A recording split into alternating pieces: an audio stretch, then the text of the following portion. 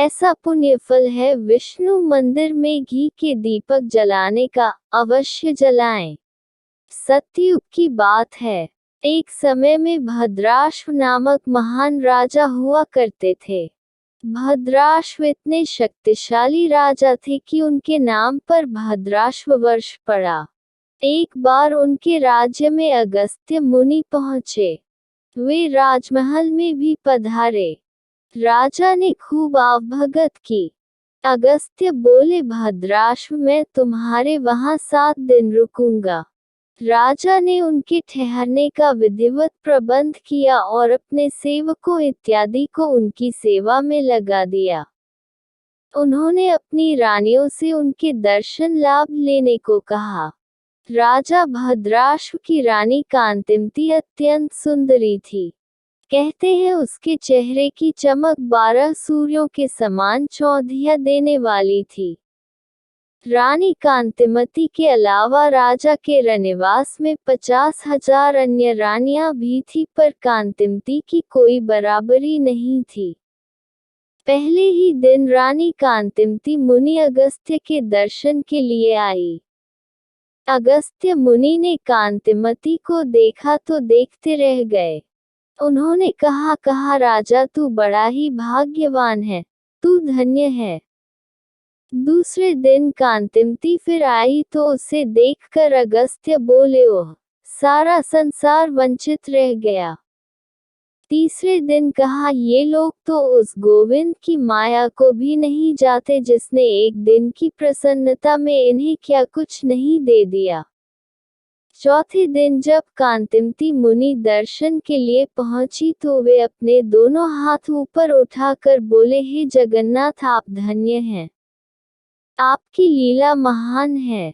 इसी तरह 5वें दिन बोले, भद्राश्व तुम्हें बहुत बहुत धन्यवाद, हे अगस्त्य तू धन्य हुआ। इसी तरह छठे दिन भी उन्होंने कांतिमती को देखकर प्रशंसात्मक टिप्पणियां की। 7वें दिन तो गजब ही हो गया। वे बोले कि राजा ही नहीं उसकी रानी, सेवक सभी मूर्ख हैं जो मेरी बात नहीं समझते। इतना कहने के बाद वे उठे और सबके बीच, राजा भद्राश्व के सामने ही भाव विभोर हो नाचने लगे। 7 दिनों तक रानी के जाने पर उसकी प्रशंसा और अब ये सभी उपस्थित लोगों के सामने ही धीर गंभीर रहने वाले मुनि का नृत्य। कुछ देर तो राजा अचरज में रहा, फिर उसने विनम्रता से हाथ जोड़कर अगस्त्य मुनि से इसका कारण पूछा।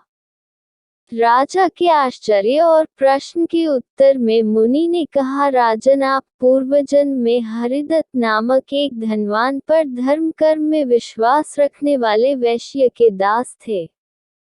उसकी सेवा सुरक्षा आपका काम था। ये कांतिमती तब भी आपकी पत्नी थी। कांतिमती भी वैश्य के यहाँ दासी का काम करते थी। एक बार वैश्य ने फैसला किया कि वह अश्विन मास की द्वादशी का व्रत रखकर भगवान विष्णु के मंदिर में विधिवत पूजा करेगा। समय आने पर वैश्य ने सारी तैयारियां कर मंदिर के लिए प्रस्थान किया। तुम दोनों उसके भरोसेमंद नौकर थे, सो इसलिए उसने न सिर्फ तुम दोनों को अपने साथ लिया बल्कि पूजा प्रबंध में भी साथ रखा। जब पूजा समाप्त हो गई और शाम को वैश्य घर लौटने लगा तो उसने तुम दोनों को जिम्मेदारी दी कि तुम लोग भगवान विष्णु के आगे जलाए दीपक को बुझने न दोगे। तुम दोनों पति पत्नी ने रात भर दीपक के सामने बैठकर काटा। दीपक को एक क्षण के लिए भी बुझने न दिया। जब तक पूरी तरह सवेरा न हुआ, न उठे। तुम दोनों ने रक्षपाल की भूमिका बहुत ध्यानपूर्वक निभाया। बहुत काल बाद उम्र पूरी होने पर तुम दोनों थोड़े से ही अंतराल पर मृत्यु को प्राप्त हुए। राजा तुम तो महान राजा प्रियव्रत के वहां पैदा हुए, राजकुमार बने और उस जन्म में दासी रही है। कांतिमती भी उस पुण्य के प्रताप से आज तुम्हारी रानी है। वह दीपक तो वैश्य का था, उसके यत्न और धन से जला था। तुमने तो बस उसको जलते रहने की देखरेख ही की थी। यदि केवल इतने से ही का पुण्य प्रताप ये फल दे सकता है तो जो विष्णु मंदिर में स्वयं दीपक जलाएंगे उनको कितना पुण्य मिलेगा। इसीलिए मैंने कहा था कि सब संसार इससे वंचित रह गया। सबको मूर्ख मैंने इसलिए कहा कि सब कुछ को देखते हुए भगवान विष्णु के दीपदान के महत्व को लोग नहीं जानते। अपने को धन्यवाद इसलिए दिया कि मुझे सब कार्यों में महज श्री विष्णु ही सूझते हैं, और तुम्हें और कांतिमती को धन्य इसलिए कहा कि तुमने दूसरे के जलाए दीप की रक्षा भी मन लगा कर किया।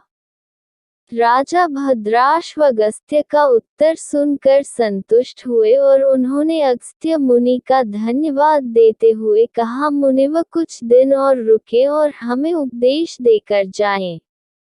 अगस्त्य मुनि ने भद्राश्व को शीघ्र ही योग्य पुत्र का पिता बनने का आशीर्वाद दिया और कहा कि कार्तिक पूर्णिमा के अवसर पर मुझे पुष्कर में उपस्थित होना है, इसलिए अब मैं वहां के लिए प्रस्थान करूंगा। ओम नमो नारायणाय। विशेष दीपदान का महत्व हर युग में रहा है। हमारे विचार से पीपल के पेड़ के पास दीपक जलाने का महत्व भी उतना ही है जितना भगवान विष्णु के मंदिर में दीपदान का महत्व है। माता लक्ष्मी भी इस दीपदान से प्रसन्न होती है। उन सभी विष्णु भक्त श्रद्धालुओं पर माता लक्ष्मी अवश्य ही प्रसन्न होंगी यदि वे दीपदान शुद्ध तेल अथवा गाय के घी का करते हैं। दोनों दीपों का महत्व अलग अलग है। गाय का घी तो अमृत है जो देवताओं को पसंद है। भवसागर से पार होने के लिए मनुष्य शरीर रूपी सुंदर नौक मिल गई है। सतर्क रहो, कहीं ऐसा ना हो कि वासना की भावर में पड़कर नौक डूब जाए। सीताराम सीताराम सीताराम कहिए, जही विधि राखे राम ताही विधि रहिए। मुख में हो राम नाम राम सेवा हाथ में, तू अकेला नहीं प्यारे राम तेरे साथ में। विधि का विधान जान हानि लाभ सहिए, जही विधि राखे राम ताही विधि रहिए। किया अभिमान तो फिर मान नहीं पाएगा, होगा प्यारे वही जो श्री राम जी को भाएगा। फल आशा त्याग शुभ कर्म करते रहिए, जही विधि राखे राम ताही विधि रहिए। जिंदगी की डोर सौंप हाथ दीनानाथ के, महलों में राखे चाहे झोपड़ी में वास दे। धन्यवाद निर्विवाद राम राम कहिए, जही विधि राखे राम ताही विधि रहिए। आशा एक राम जी से दूजी आशा छोड़ दे, नाता एक राम जी से दूजे नाते तोड़ दे। साधु संग राम रंग अंग अंग रंग ये, काम रस त्याग प्यारे राम रस पगिए। तुलसीदास जी कहते हैं कि तारांकन कर्म प्रधान विश्व रची राखा। तारांकन तारांकन जो जस कर ही सो तस फल चाखा। तारांकन तारांकन सकल पदार्थ हैं जग माही। तारांकन तारांकन कर्म ही नर पावत नाही। तारांकन मनुष्य के जीवन में कर्म की प्रधानता है। चाहे रामचरित मानस हो या गीता, दोनों में ही कर्म को ही प्रधान बताया गया है। हम अपने कर्मों से ही अपने भाग्य को बनाते और बिगाड़ते हैं। हमें कर्म के आधार पर ही उसका फल प्राप्त होता है। कर्म सिर्फ शरीर की क्रियाओं से ही संपन्न नहीं होता बल्कि मन से, विचारों से एवं भावनाओं से भी कर्म संपन्न होता है।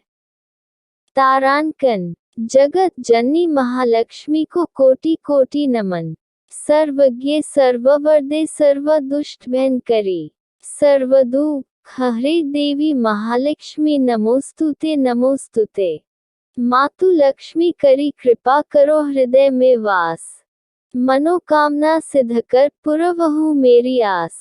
सिंधु सुता विष्णु प्रिय नत शिर बारंबार। रिद्धि सिद्धि मंगल प्रदे नत शिर बारंबार।